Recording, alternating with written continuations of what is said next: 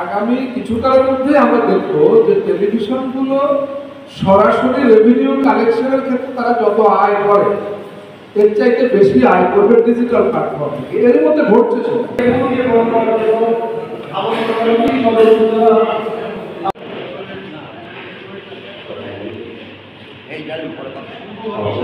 এই ব্যাচ থেকে বড় রাশিদুজ্জামান স্টাফ রিপোর্টার চ্যানেল 24 বের করে সবাই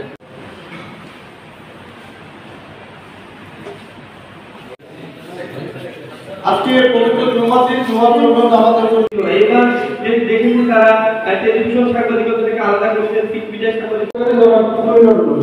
আমি সভাপতি মহোদয়কে অনুরোধ করছি প্রধানমন্ত্রী মহোদয় সহ সভাপতি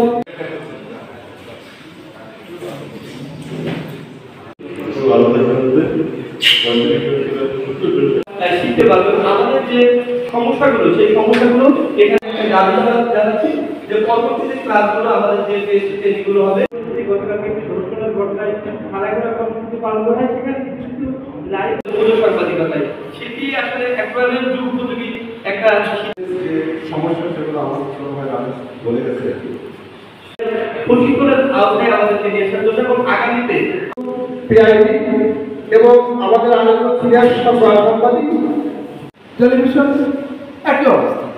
তার মানে কি এখন এই দুই ধরনের সাংবাদিকতার দূরত্ব অনেকখানি ঘুচে গেছে। এই দূরত্বটা খুব একটা নাই।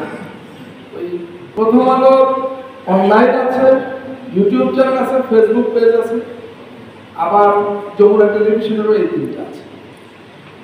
এবং আগামী কিছুকালের মধ্যে আমরা দেখব যে টেলিভিশনগুলো সরাসরি রেভিনিউ কালেকশনের ক্ষেত্রে তারা যত আয় করে এর চাইতে বেশি আয় করবে ডিজিটাল প্ল্যাটফর্ম থেকে। এর মধ্যে ঘটছে সেটা কোনো টেলিভিশনে তারা সরাসরি বিজ্ঞাপন বাবদ যা আয় করে এর চাইতে বেশি আয় করে ইউটিউব চ্যানেল, এরকম আমাদের হচ্ছে। তো সাংবাদিকতা এক মোহনায় চলে আসছে। সে কারণে এখানে আমি যখন দেখুন যে দুই ভাগে ভাগ করে প্রশিক্ষণ দেওয়া হয়েছে, আমার মনে হয়েছে যে আর কিছুটার পরে এটা দরকার হবে, তখন এক ধরনের প্রশিক্ষণ দিলেই চলবে। যাই হোক, এটা প্রশিক্ষণ যাই দেখবা না দেখ, আমি আমার বক্তব্যে যা বলি না বলি, আপনারা যারা মাঠে কাজ করেন আপনারা খুব ভালো করে জানেন।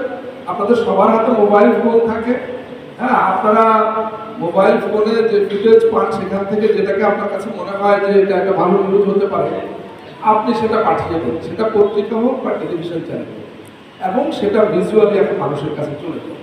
এটা অনেক শক্তিশালী। কিন্তু ওই যে ফ্যাক্ট চেকের কথাটা বললো, দেখুন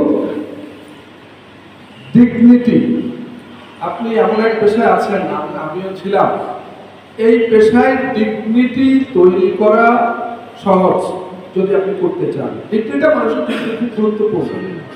আপনি সফল হবেন না সার্থক হবেন, এটা একটা বড় প্রশ্ন।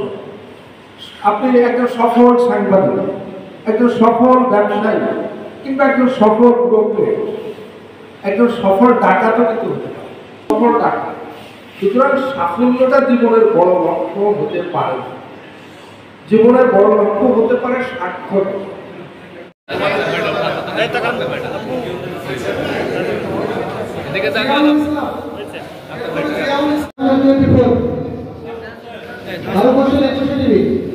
এরপরে রাষ্ট্রপতি আমার চ্যানেল 24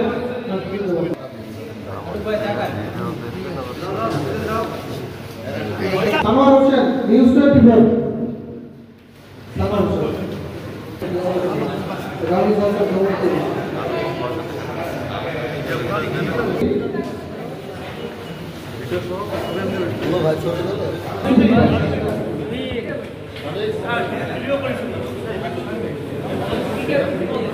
এরপর টেলিভিশন মুক্ত সময় দিকে কৌশিক পাপ্পি